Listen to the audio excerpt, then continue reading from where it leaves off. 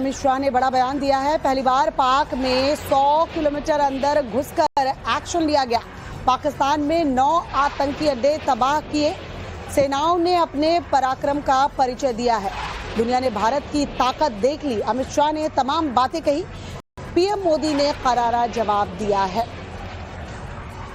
आज गृह मंत्री अमित शाह जो है वो गांधीनगर में मौजूद थे और वहां अमित शाह ने ये तमाम जो बातें कही हैं, बड़ा बयान उनका सामने आया है। पहली बार पाकिस्तान में 100 किलोमीटर अंदर घुसकर एक्शन लिया गया है। पाकिस्तान में 9 आतंकी अड्डे तबाह किए गए। सेनाओं ने अपने पराक्रम का परिचय दिया है और दुनिया ने भारत की ताकत देखी। आजादी के बाद भारत की सेना ने 100 किलोमीटर अंदर जाकर पाकिस्तानी कैंप्स, आतंकवादियों के कैंप्स को ध्वस्त करने का काम किया। और जो डराते थे कि हमारे पास एटम बम है, उनको लगता था उनकी धमकियों से डर जाएंगे, परंतु ऐसा नहीं हुआ। हमारे वायुसेना, थल सेना, जल सेना, तीनों सेनाओं ने ईंट का जवाब पत्थर से देने का काम किया। पहला हमला उरी में हुआ, दूसरा हमला पुलवामा में हुआ और तीसरा हमला अभी पहलगांव में करने का दुस्साहस पाकिस्तान प्रेरित आतंकवादियों ने किया।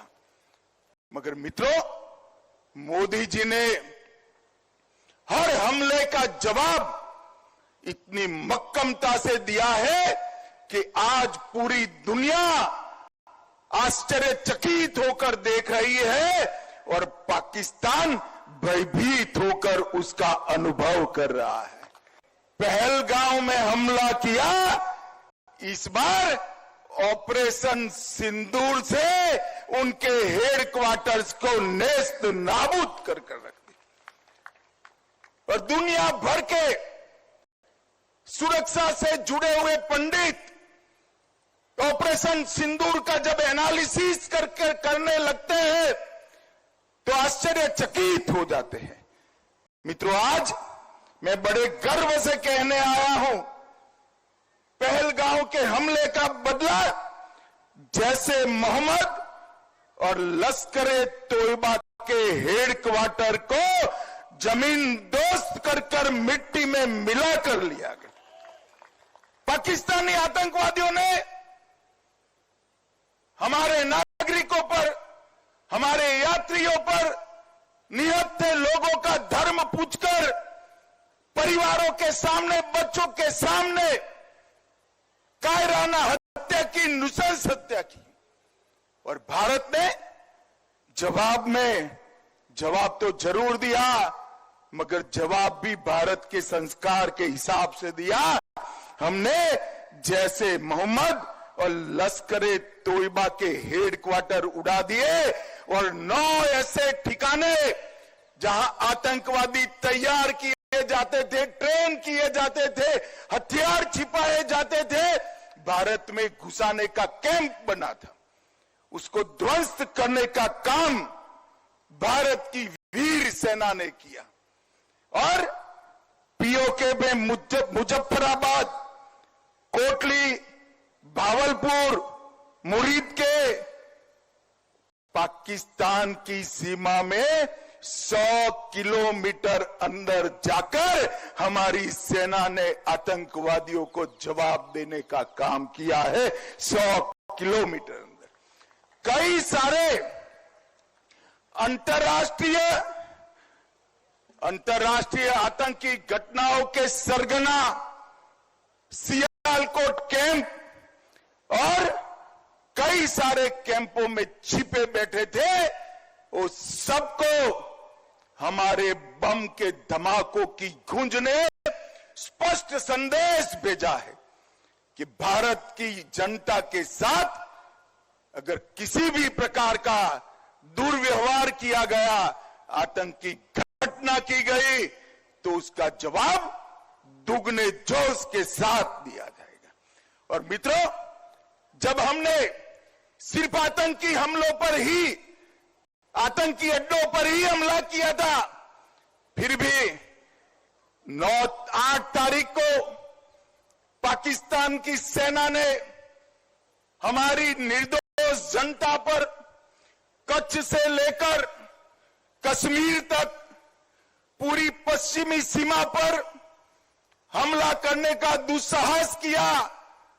मगर मोदी जी के समय में हमारी एयर डिफेंस सिस्टम इतनी परफेक्ट बन चुकी थी कि एक भी मिसाइल भारत की भूमि पर नहीं गिर पाया, एक भी ड्रोन उनका भारत की भूमि पर नहीं गिर पाया।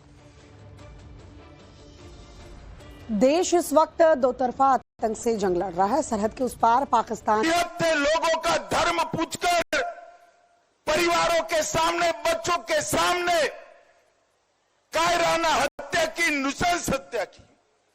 और भारत ने जवाब तो जरूर दिया, मगर जवाब भी भारत के संस्कार के हिसाब से दिया। हमने जैसे मोहम्मद और लश्कर-ए तोयबा के हेडक्वार्टर उड़ा दिए और 9 ऐसे ठिकाने जहां आतंकवादी तैयार किए जाते थे, ट्रेन किए जाते थे, हथियार छिपाए जाते थे, भारत में घुसाने का कैंप बना था। उसको ध्वस्त करने का काम भारत की वीर सेना ने किया।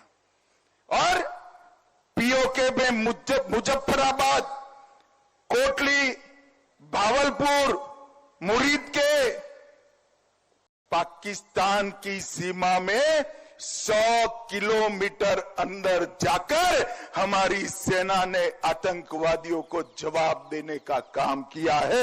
100 किलोमीटर अंदर कई सारे